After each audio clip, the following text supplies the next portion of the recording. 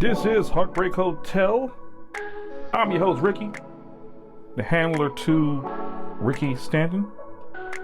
Hope things are going well. Hope you're working everything in your favor. Hope things are, maintaining. It's been a quiet week here in Pennsylvania, man. It's ice and snow and a lot of stuff going on with that, and just doing life, man. Just doing life. One Russell, we got Love Hurts coming up. By the time we get this podcast out, that will be done. We'll talk about that in the next show. What's been going on, though? I mean, you got Royal Rumble that happened. You got Super Bowl that happened. I mean, it's been pretty busy couple of weeks, right? I mean, so we're done with the NFL. Oh boy, it's going to be a long type of season. But hey, UFL is here, so maybe we can look at that and we can, see what happens there. I might try to follow that this time around. I didn't follow it last year, but I might try to follow it this year. It seemed like it's pretty cool, something to supplement no NFL, and that works out. And they got more than enough space to do it between the draft and a few other things going on. I mean, they should have more than enough audience there, so that works out. And I do have another announcement to make later on after we get through everything I want to talk about today. Hopefully you'll be excited about it. I am. I've been really mulling over this for a while now, but I think I'm going to go ahead and just pull the trigger. It's my next project I'm working with Stanton Enterprises on. So hopefully you will engage it and embrace it. Hopefully we can get some people to be a part of it, and I think it will be cool. So without further ado, let's get started here. Let's talk about this Royal Rumble. Now, let me just say that this was a good Royal Rumble. All right? I just want to say that first and foremost. The only thing that I miss about the Royal Rumble is the different faces that we got used to experiencing during the Rumble. Seeing people from the past get in there, the funny little spots. I think there were some pretty cool things that happened. But overall, I give it an 8 out of 10. And I docked 2 points because after a while, you just got used to the culture that they created of having these various faces from around the wrestling world show up at the Rumble. And this year, we really didn't get a lot of that. We got a lot of internal faces, which is good. And I want to go over the last 10 events that happened in the Rumble, starting with Sami Zayn getting eliminated by Jay. Again, that was a very interesting elimination considering everything they've been through together in the Bloodline saga. We got Drew McIntyre by Damian Priest. That's another great series that's going to happen. Damian Priest by LA Knight. Keeping LA Knight in there, always good. He's always like right there, but never right there. If anybody understands what I'm saying, he's like right there on the cusp of being something great. And then on the other side, he's not there on being something great. I don't know. He may get lost in the shuffle. He just can't push past the crowd to get to the main event like that and take the championship. But he's like right there. This is the man that is due. LA Knight is due. And then he gets eliminated by AJ Styles. AJ is a mainstay. AJ is one of those guys that is dependable with the belt. He is a great brand. But then again, though, AJ is another one that he's done so much stuff in professional wrestling. He's yet another person getting lost in the shuffle of the story. And then he gets eliminated by Logan Paul. Now, here's a guy that really he's good at it. I mean, I'll give him everything. He's good at presentation. He's great at what he does in the ring. Still needs a little work. You can definitely see that. But he is really invested in being a pro wrestler. So he has the look. He has it. He has everything, in my opinion, to really excel and get to that next level, that stay at that mid and maybe move up to that top. And then we see Seth Rollins get eliminated by CM Punk. Here are two people that tell great stories. So once again, CM Punk, Seth Rollins, we know the history with them. We know how Seth looked up to CM Punk. We know how CM Punk had him come in with the Shield and all those things and the stories that went on with that. and then we see Roman Reigns eliminated by CM Punk. Now that is an interesting combination. That's the combination you got to look at there. Seth Rollins, Shield veteran, eliminated by CM Punk. Roman Reigns, Shield veteran, eliminated by CM Punk, and then we see CM Punk eliminated by Logan Paul. Again, they're trying to give this guy the material needed to really tell that story. We're in the first of the three last events of the Rumble right now. And Logan Paul is part of that story. So it kind of tells you everything you need to know about what they think about Logan Paul. All right?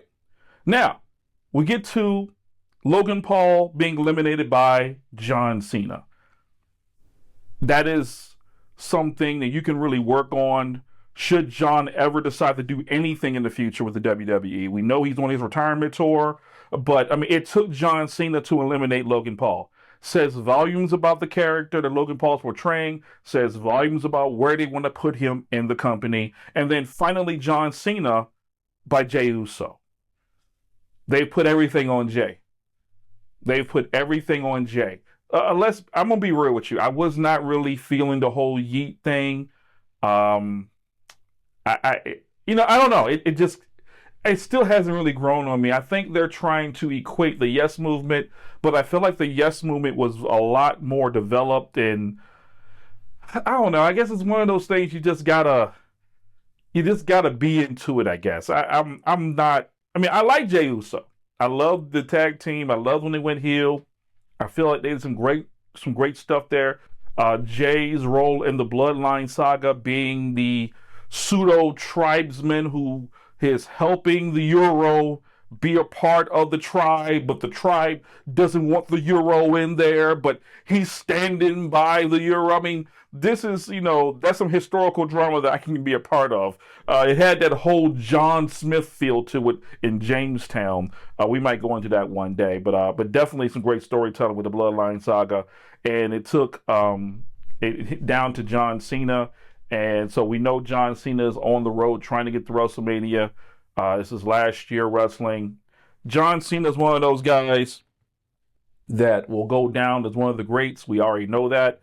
A guy that took a Marky Mark and the Funky Bunch type of attitude character and made it into something that we all enjoyed over the years. That's something that's great character development. And as an E-Fetter, if you're out there writing your character, you got to evolve. You got to step up. You got to be that guy. He became not just this Marky Mark looking type of guy with the rhymes that, of course, are great.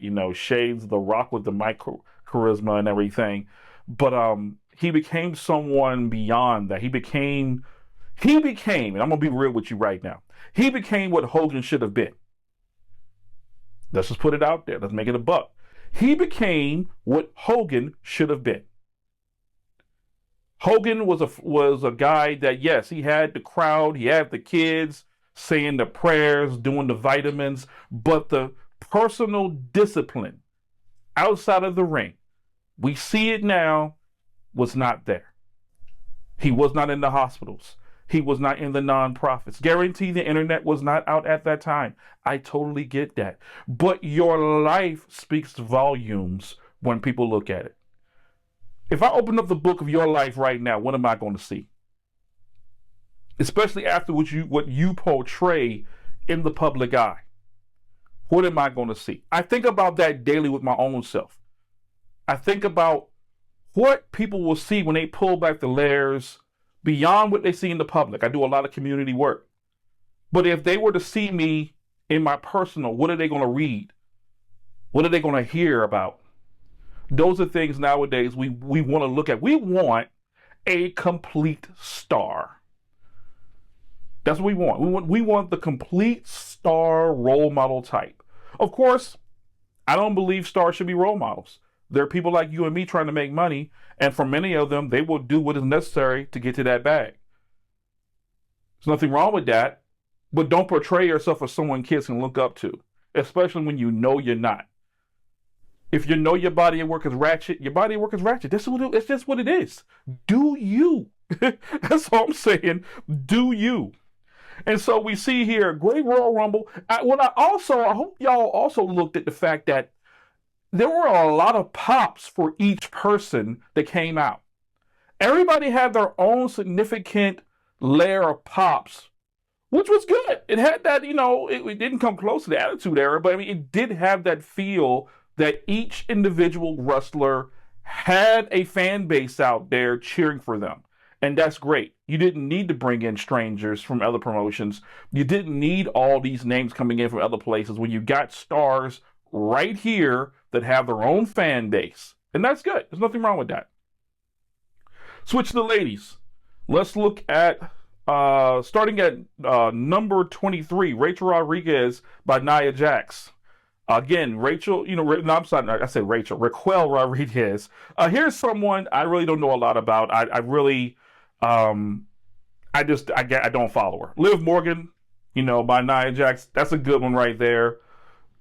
Julia by Roxanne Perez. That would be good. Julia will be on the come up the moment she can establish herself in the way that people know who she is. A lot of folks overseas know who she is, and I know who she is from Stardom, but a lot of folks in the United States who are not involved in international wrestling watching, they may not know. So Julia's going to have to get some work on that, and we already know that. Bayley by Nikki Bella. Okay. If this puts Nikki Bella back in the ring, so be it. But if there's no payoff here, so what? Nikki Bella by Nia Jax. We're coming down to the last three events here in the female Royal Rumble. Nia Jax eliminating Nikki Bella. I think it did what it needed to do. That's why she did not stay in there very long. Bayley and her wrestling, that's going to be a good look either way. Nia Jax by Charlotte Flair. And then Roxanne Perez by Charlotte Flair. I think Charlotte Flair has been exposed. I'm a Charlotte Flair fan because I'm a Ric Flair fan, like so many 90s kids. But I think she's been exposed. I think the exposition of her career, when people know they're just tagging her on belt titles after belt titles, and people they have exposed her to the point to where we are saturated and are kind of like a little tired of seeing Charlotte at the top. Because we know what they're doing. They want her to break records. They want her to be this top belt holder in the company, which she already is, in my opinion. I don't think we got to keep padding the books, but it's gotten to a point to where people weren't even really fond of this win. Why is that? Because we want to see somebody different. We want to see somebody new.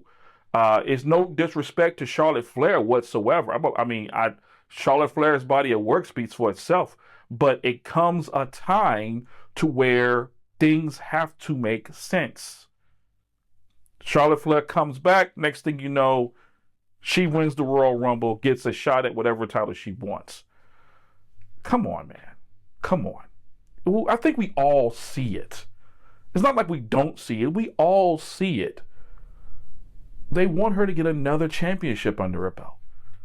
Why can't the women's division bring up a Julia? Okay, or if not her, how about a Candice LeRae? How about a Jordynne Grace? Let's bring back Alexa Bliss. I'm a Goddess fan. Bring back the Goddess. How about we go completely crazy? How about we give Maxine Dupree a big push? Honestly, Chelsea Green deserves a big push. There's the women's division has some great faces in it. Now, whether you agree with my picks or not, I could care less for real. My point is, we have some great faces in the women's division that deserve those stories to be told in the main event conversation. Charlotte Flair does not have to manage the women's division at the top.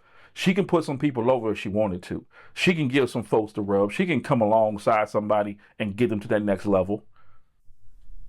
Let's face it, the only reason Becky Lynch became the man was because of the fans. Otherwise, that probably would have never happened. Because the fans realized if we don't put this woman over, if we don't come out and show out on social media, in the stadiums, they're never going to give this young lady a shot. They're going to keep teasing and laughing. Thank God that era of Vince is over. I'm not going to lie to you. All right, so that's pretty much my Royal Rumble view and my take on things. Let's move on to the Super Bowl. The Philadelphia Eagles defeated the Kansas City Chiefs 40-22. Here's some key stats from the game. 345 total yards by the Eagles, 135 rushing yards by the Eagles, passing yards 210, 21 first downs, 1 interception, 6 sacks. Time of possession 36-58. The Chiefs 275 yards total, 49 rushing yards, 226 passing yards, 12 first downs, 2 interceptions, 2 sacks. Time of possession 23:02. And as I look on social media and then I see that woman practicing witchcraft in the crowd punching that little voodoo doll, I can't help but think, you go again, because I come from those spaces. Yo, I think she did a number on the Chiefs. It felt like the Chiefs had forgotten how to play football. What happened to the Chiefs? Does anybody know?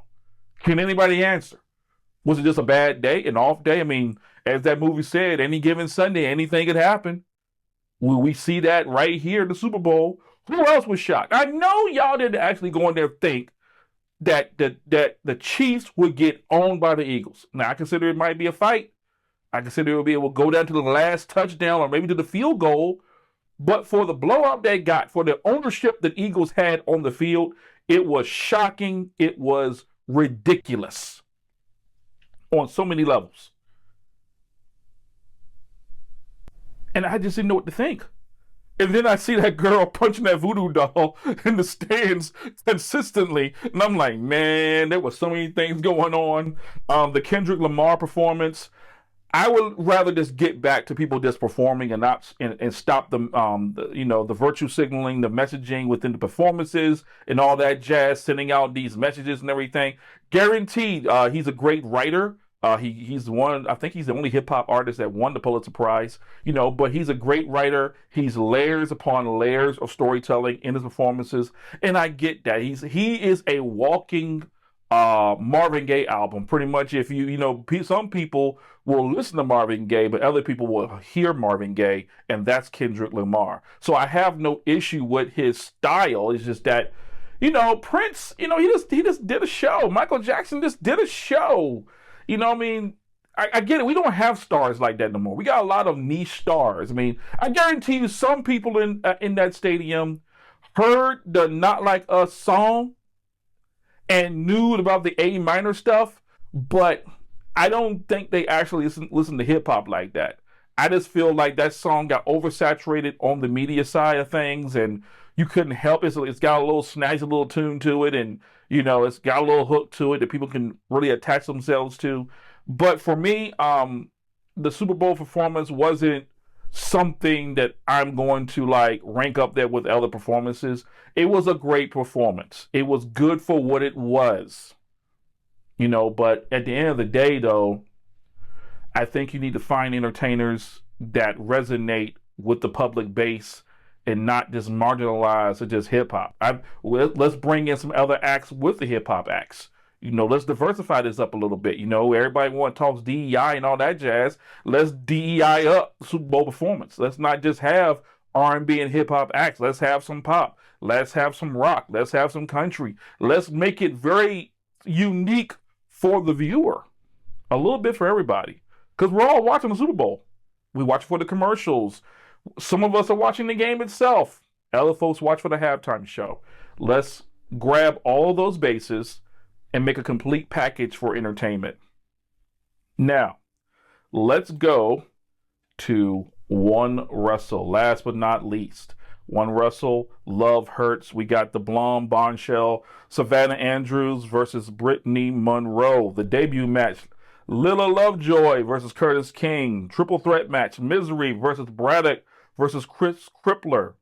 Tiebreaker championship match, Raised versus the American Werewolf, William Ryder. And finally, the Glory main event, Glory championship match, Brianna Matthews versus Mr. Personality, Douglas Crane. Good card. Very good card, in my opinion. Has just enough for everybody. I think the tiebreaker has become something of lore now. Big shout out to the handler of the American Werewolf, William Rioter. He's done a great job handling that tiebreaker. He has carried it differently, and I've been watching. That's why I have not really engaged the character over the past couple of weeks. For starters, I've been doing work and things of that nature, but I have been really, really watching how the belt has interacted with William Ryder. And it brought up a lot of story ideas for me. When I think about Aleke Kekoa's arc, and then we get Brianna Matthews, the Broken Bride arc, and then we go into what I call the Ghost Rider arc, with the Tidebreaker. This is a very unique type of thing because it's like the Tidebreaker is trying him, but it has made him harder in nature, but has not changed his character. Did y'all catch that?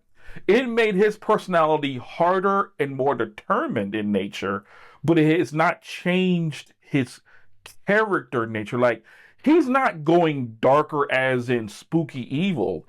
He's going darker as meaning he's got a little more titanium on the spine.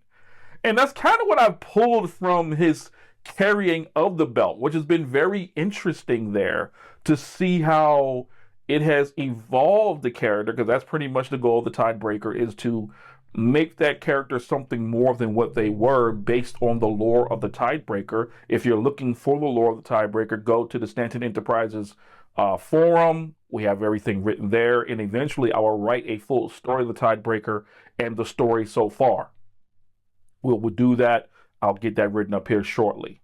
So that's very interesting on there. And then, of course, it did that for Brianna Matthews. It did that. It went from her as being a character known for flip-flopping, never really knowing where she's going, a little dizzy. Now, I'm just saying that in jest, but we all see it. A great character that needed something to go to the next level with. And then when she takes on the belt, by the corruption of Ricky Stanton, of course, she becomes what many people had accused him of, is a test subject for the Tidebreaker. This is post Aleke Kekoa. We saw exactly what it did to AK, and then Stanton takes it and puts it on his wife at the time. People are like, what the hell, man? And then we see her just go into this level of despair. And then the wedding dress being a thing, because in her heart, she really wanted to have a regular wedding. She wanted to have this regular good start for a marriage. And of course, we know it did not start out that way, so to speak. But it was actually one of my best times to write last year. It really was, because it really brought out a side of Stanton, and it brought out a side of her to where they realized, yes, they got married in a drunken stupor, but let's try this. Since we're here, let's go ahead and try it. It's like making a bad turn and going down a different road to your destination. You're still going to get to the destination, but you just took another way to get there, and you're kind of like, you know what? I'm not going to turn around. Let's just keep going, and we'll get there. Let's enjoy the journey. And that's kind of what the story was last year, until, some things changed that. Then they separated, and then he put the title off of her. And then it kind of left. It was a very cold end. It was very it didn't gradually end out. That was the only thing I wish I could have done better with that. I don't know if the handler feels that way or not, but that's the only thing out of that story I felt like we could have done better with. So we get to William Ryder.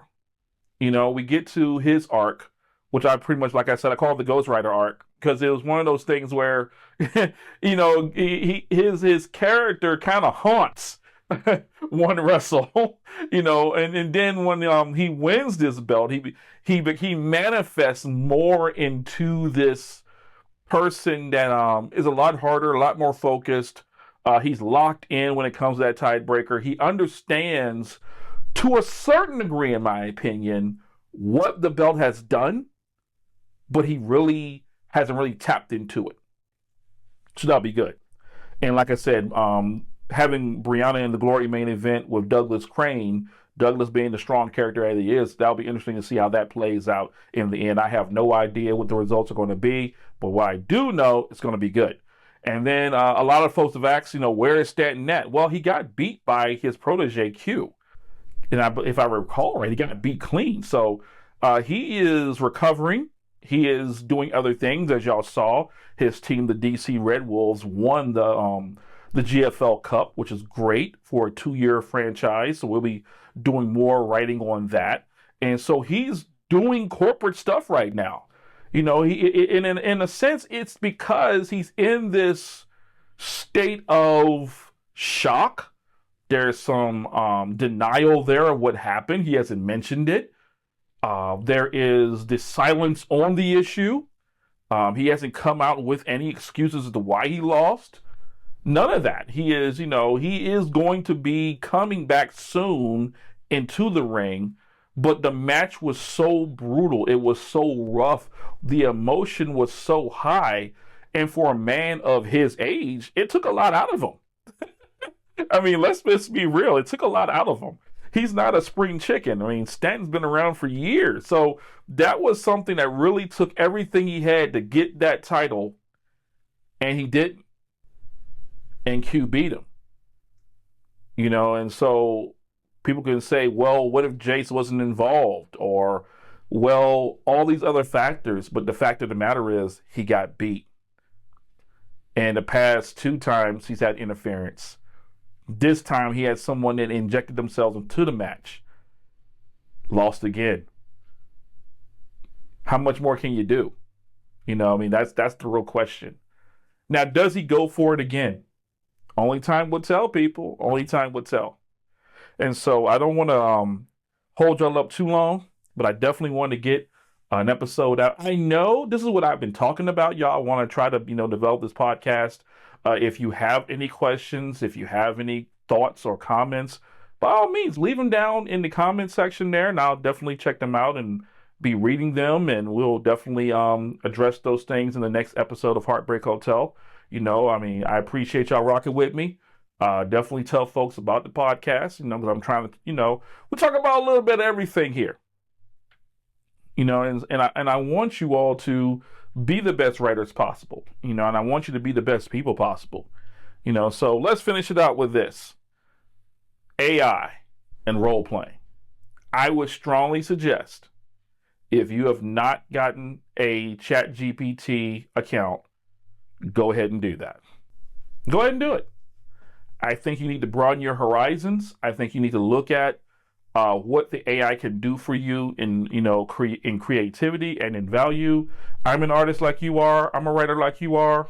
But at the same time, though, I like tools that I can use to better my product, to better what I'm trying to do for the eFed writing community.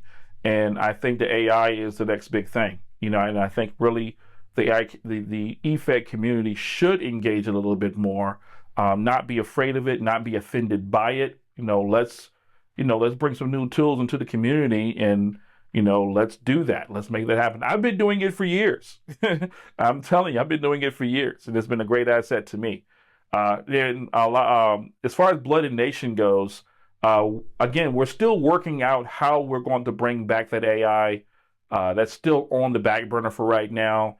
And yes, I am working on a new promotion, one that will have written results on the Stanton Enterprises forum. There will be written results there. It's right now I'm looking at possibly doing a mud wrestling league. This is something niche, something that will be a promotion. It will have titles. It will have pay-per-views. I haven't decided yet if I'm going to put it on the Maleficent Mirage. That's Stanton's cruise ship, or if it will actually be in a location somewhere in New York City. But nonetheless, though, it will be a promotion we're working on. I'm trying to clear the road for this project if I can. We'll see what happens. I sent some messages out to a few people that I knew were also looking at doing a project like that, and so I did not want to step on their toes. And but yeah, I'm gonna probably, more than likely, I'm gonna push forward with it. I already kind of have a name picked out. It is called Mud Mayhem Wrestling. Mud Mayhem Wrestling. So be on the lookout for that, and we'll be getting that out and going. I'm looking to do one other thing here soon to get Stanton Enterprises up and moving a little bit more for 2025, and getting folks to, get engaged in something different if they so desire. And yeah, but I've been wanting to do a promotion for a while now. I just didn't know what I wanted to do, and I think Mud Wrestling will be hilarious. Though that's just me, So if you like stuff like that, be sure to DM me, leave a comment, whatever, and let me know so I can get you on the roster. But yes, until then, God bless y'all. Be positive thinkers, regardless of what's going on right now in the world, or regardless if you agree with the government or not. Live your life, maintain yourself, worry about you, and then worry about your friend. Because if you can't breathe, your friend can't either. It's like on an airplane. You got to make sure that you can breathe first before you can help anybody else. And so goes the same with life. You can't breathe in your location because of your finances, because of your relationship, because of your mental health. How can you help anybody else? I'll give you the answer. You cannot. Take care of yourself first, then take care of your friend, your partner, spouse, whatever the case may be. And be empowered, be engaged, be equipped, and learn something in the end. Be educated. Y'all take care. Thank you for checking into the Heartbreak Hotel. We'll be trying to do these at least once a week. I will try. No promises, but I will try.